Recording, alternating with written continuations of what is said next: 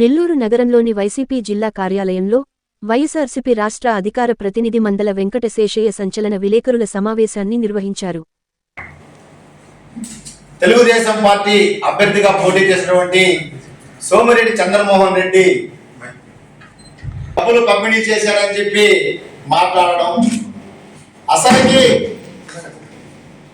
ఎన్నికల ప్రక్రియ ప్రారంభమైన తర్వాత డబ్బులు పంపిణీ చేయడంలో మానవతా దృక్పథం ఏమిటి?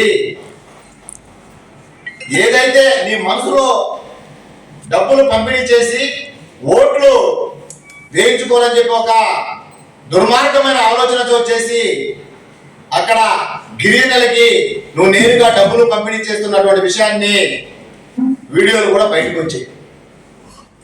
అయితే కొందరు మాట్లాడుతున్నారు, మానవతా దృక్పథంతో చిన్నపిల్లలకి డబ్బులు పంపిణీ చేస్తుంటే దానిపైన కేసులు నమోదు చేసేది మాట్లాడుతున్నారు. ఈరోజు నేను అడుగుతున్నా, 2019 ఎన్నికల తర్వాత సోమిరెడ్డి చంద్రమోహన్ రెడ్డి గారికి మానవతా దృక్పథం ఎక్కడికి పోయింది? 2024 ఎన్నికల నాటికి మళ్ళా మానవతా దృక్పథం గుర్తొచ్చిందా? 2024 ఎన్నికల సమయంలోనే పేదవాళ్ళు గుర్తుకొచ్చారా? పిల్లలు గుర్తుకొచ్చారా? ఈ 5 సంవత్సరాల్లో ఎక్కడా కనబడినటువంటి ఈ సోమిరెడ్డి చంద్రమోహన్ రెడ్డి గారికి ఎన్నికల సమయం వచ్చేసరికి మానవతా దృక్పథం గుర్తుకొస్తుంది. కాబట్టి నువ్వు సర్వేపల్లిలో గెలవడానికి ఎన్ని అడ్డదారులు తొక్కాలో అన్ని అడ్డదారులు తొక్కావు. నిన్ను ఎవ్వరు కూడా ఉపేక్షించే పరిస్థితి లేదు. అయితే మరి మీరు మాట్లాడేటువంటి వ్యక్తులు అన్ని తెలుసుకుని మాట్లాడితే బాగుంటుంది తప్ప ఏదో ఆయన కాడ పబ్బం కోసం పార్టీ కార్యాలయాల్లో పత్రికా సమావేశాలు పెట్టి మాట్లాడడం, అధికారులను బెదిరించడం. అధికారులు మేమేది బెదిరించేది? అధికారులు బెదిరించే సంస్కృతి మీరే. అధికారులను బెదిరించే దాడులు చేయించి అదేవిధంగా అధికార పార్టీకి అనుకూలంగా మా అధికార ప్రభుత్వం మాట్లాడుతున్నారు. కానీ ఈ రోజుకి ఎలక్షన్ కోడ్ ఏదైతే అమల్లోకి వచ్చిందో ఈనాటికి మా నాయకుడు కాకాని గోవర్ధన్ రెడ్డి ఏనాడైనా సరే అధికారులకు ఫోన్ చేసి ఈ విషయాల మీద ఎక్కడైనా మాట్లాడినట్టు మీరు రుజువు చేయగలరా? నేను చెప్తున్నా, సోమిరెడ్డి చంద్రమోహన్ రెడ్డి రోజుకి జిల్లా కలెక్టర్ కావచ్చు, జిల్లా ఎస్పీ కావచ్చు, ఎన్నికల అధికారులు కావచ్చు, రోజుకి 10 సార్లు ఫోన్ చేసి ఉంటారో లేదో. 2020, 1924 మధ్యలో భాస్కర్ భూషణ్ ఎస్పీ గారు ఉన్నప్పుడు ఇదే సర్వేపల్లి నియోజకవర్గంలో రైతుల మీద కేసులు పెట్టారు.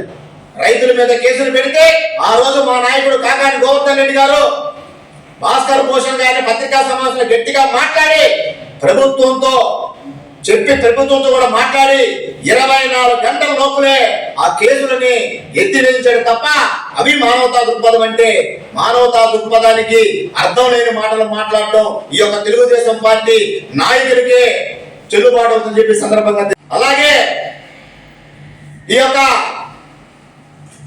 ఏదైతే పేద గిరిజనులు ఉన్నారో సర్వేపల్లి నియోజకవర్గంలో ప్రతి గిరిజనుడు పక్కా గృహాలు కట్టుకోవాలని చెప్పి ప్రభుత్వం ఒక పక్క వాళ్ళందరూ కూడా చైతన్య పరిచి పక్కా గృహాల నిర్మాణానికి ప్రభుత్వం వచ్చే 1,80,000తో పాటు మా నాయకుడు కాకాని గోవర్ధన్ రెడ్డి మానవతా దృక్పథం అంటే అది మానవతా విలువలు అంటే అవి ప్రతి గిరిజన కుటుంబానికి 15,000 రూపాయలు నగదు సమకూర్చి దాదాపుగా నియోజకవర్గంలో 3 కోట్ల రూపాయలు ఈ రోజు పేద గిరిజనులకి ఈ రోజు పక్కా గృహాల నిర్మాణాల కోసం ఖర్చు పెట్టినటువంటి విషయం అది మానవతా దృక్పథం అంటే.